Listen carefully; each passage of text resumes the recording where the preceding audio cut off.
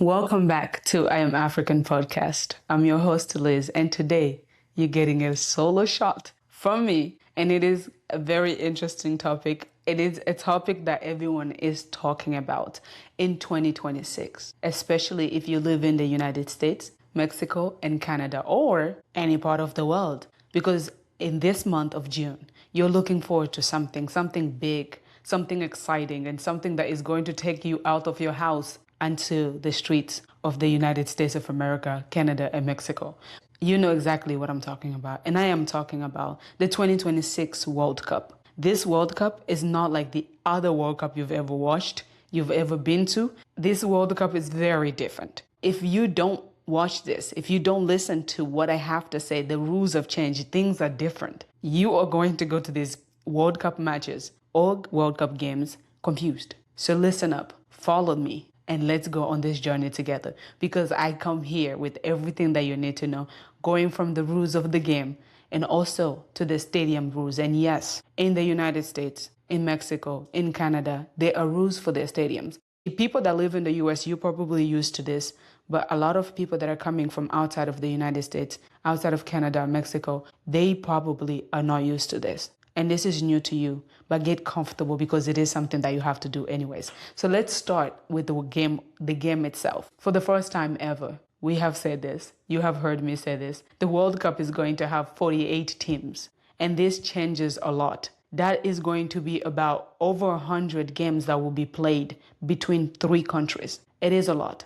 It is a lot for the players. It is a lot for the fans, for people that are, big fans of FIFA, and people that are big fans of the sport of football or soccer for the Americans. But how does this change the game itself? You have 48 teams, and there are 12 groups, and each group has 4 teams, and each team in those groups has to play 3 games. Now think about that. Do the math. That is already confusing. It's already a lot. It's already exciting for a lot of people like myself who love watching sports, but it can be confusing for a lot of people. So what does this do? What does this do for the teams?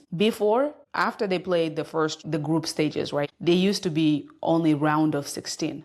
But now we're going to have a round of 32. I'm telling you, this World Cup is bringing things and it's going to be very different. So you need to keep up. There is going to be a round of 32, right? And the top 2 teams from each group will qualify to the next round. And we're talking about after the group stage, we're going to round of 32. The first 2 teams on each group are going to move on to round of 32. And that means there's also going to be 8 teams who finish 3rd place that are also going to move to round of 32. Yes, that sounds confusing. That could also irritate some fans. Some people might be upset. Why? Why make it that easy? You finish 3rd place, you should just go home. But it gives opportunity. And also it just gives a lot for people to look forward to. It gives excitement. It gives you extra games or matches for you to watch. But then how come these teams get to qualify? Well, best 3rd teams, 8 of them are going to qualify. So that means you can lose some games and still qualify. So this is my message to Congo. You have a chance. If you don't finish first, which I know you will, you don't finish second, which I know you will not, but at least finish 3rd, because there is a chance you could qualify for round of 32. And yeah, that is exciting. Now you can lose some games and still qualify for the next stage in the World Cup, which it's never happened before. And then there are also some game time changes. If you are a fan of this sport, you watch soccer, you watch football, you know that a lot of teams' strategy involve wasting time. It could be delays on throw-in when the ball goes out.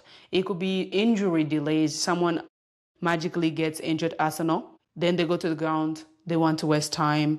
And some teams will just get frustrated and it will cause chaos. But this is not going to be that way. The game is going to be faster. And when I told you at the beginning of this is going to be different, it is going to be very different. This game will be very fast. Teams will have 5 seconds to throw the ball in. And if you don't throw that ball in 5 seconds, you are going to lose possession. That means the other team or your opponent are going to get the ball. So when you go in and you see 5 seconds and your team hands the ball over to the other team, just know your team is wasting time. So don't get frustrated, start throwing things. Don't do any of that because that is part of the rules. And if you're used to watching this game and a lot of these things look different is because this World Cup is definitely different. Aside from that, substitutions. The teams used to take advantage of substitutions as a way to waste time. That is not happening anymore. You literally have 10 seconds to get your sub on. That means if you're injured, if you're coming off the pitch or the field, you are going to have 10 seconds to leave. If you don't leave, the more time you spend on the field, on the pitch, the more time that your substitution is not coming on. Like no one is stepping on the field until the player on the field leaves. So if you guys are saying, oh, why are they not letting the player in? And they should let Mbappe on. Oh, Mbappe will never come off the bench anyways. But you get the point. The player has to leave for another player to come on. And aside from that, then there's the red cards. This one was very controversial. It was very controversial when they said it. It's still very controversial when you talk about it. I had a conversation with someone and I said, I think it's fair. It's fair for the introduction of these red card rules, right? Because sometimes players, they miss their responsibility. They miss the fact that this game is a game to be played that is supposed to be fun, but it's also supposed to have a lot of respect. It's a respectful game. What does that mean then? Apparently, if you are covering your mouth and talking, you are going to get a red card. So you have to talk clearly where everyone has to understand. And this applies to only the players. Fans, I'm talking about this. I'm giving you the ins. Just in case you see your favorite player get a red card, it's because they were talking, covering their mouth. You cannot cover your mouth when you're talking because they cannot control what you're saying. They don't know what's going on. And also remember, culture is going to play a big part in this World Cup. There are so many things that are going to be misunderstood because of this World Cup that the rules must be followed. And I think that's why some of these rules were put in place, to make sure that to eliminate those cultural misunderstandings. But also, if you are walking off, let's say the ref calls a foul on you as a player, and then you get frustrated and you're walking off, you're protesting, you are saying things, that is not going to work. We see that happen in European football a lot. We see that happening in Africa, La Liga. We see a lot of that happening in different leagues. In this World Cup, it's not going to happen. They are not allowing it to happen. It is not happening. So if a player protests and they walk away, they're yelling, some players are insulting the ref, it's not happening. You're getting a red card and you're going out. So if you see your favorite player leave because they got super upset, then that means they got a red card for protesting. And once again, they're trying to make sure that all the players are disciplined. They're trying to make sure that all the players are respecting the game of football. So besides that, then we have VAR. And for the people that are not familiar with this game, VAR are the video assistant referees. Basically, you never really see them. You probably only hear them if you are watching on TV, because sometimes they'll let people hear the explanation. Sometimes the analyst will just interpret what they are saying. You never have interaction with them. You never hear them. You never see them. They are the ones that review. Let's say if the call from the ref is controversial, they get to review and determine if the referee was right on making that call or if they need to reverse that call. They get to make the final decision at times. Or sometimes they might not be able to make decision. They're just like, hey, that is not clear for me. It goes back to the ref and the ref makes a decision. Sometimes when you have like a VAR position, you have to be unbiased. You have to be clear on why you're making certain decision. And sometimes it's hard for them to make a decision. So if you see a VAR send back the decision to the ref, that means they didn't see it clear enough, the video, because they're watching this on video. And the ref, remember, the ref is there present. Sometimes they miss because they have assistant referees around the whole field to help them make the decision.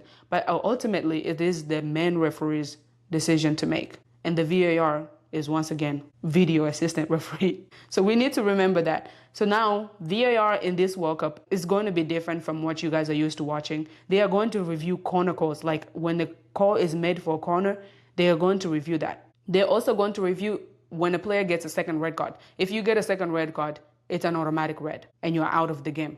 They're going to review that because it is a very crucial card. When you get a second card, it is going to impact your team. You're going to get out and you're going to sit out, and it has a high impact. So they have to make sure that it is verified to make sure the right call was made and the player got the red card in a correct way. And then there's fouls before sets. You're fouling a player when they're setting the ball, all of these things, just small mistakes that players make they're going to card them. They're going to give them a red card. And before you will see a player get a yellow card for something small, they're not playing. And I'm telling you, this World Cup is different. It is very different. In 2026, they are not playing in this World Cup. So teams come prepared and fans come prepared. Read these rules, watch this video, share with whoever needs to see this. Because when you go there and if you start acting erratic because you didn't like a decision that was made, even though these rules were communicated beforehand, they're going to throw you out of the stadium.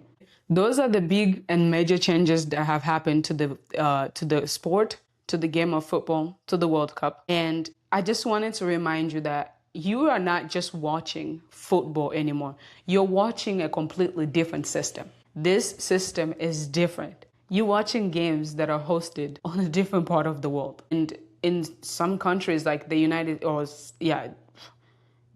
States, where this is not their culture, they're not a football nation or soccer nation. It's different here. People are going to be different. The passion is not the same, but you are bringing it. So some people think this World Cup is going to be better because of 48 teams, people that love watching the sport. They are excited. But then there's some people that think that having 48 teams makes it less competitive. But I need you to remember this. A lot of these teams went through hoops to come and make it to this World Cup. They went through multiple stages of competition to make it here. So it is going to be competitive. I don't think I know a team on here that is going to be easy to beat. This is not going to be one of those World Cup where you go to a game and you know exactly Argentina is going to go score 5 goals and eliminate that team. Easy. It's not like that. Each one of these 48 teams, they fought hard. They have great talent and they are ready to represent. They are ready to fight. So when you go,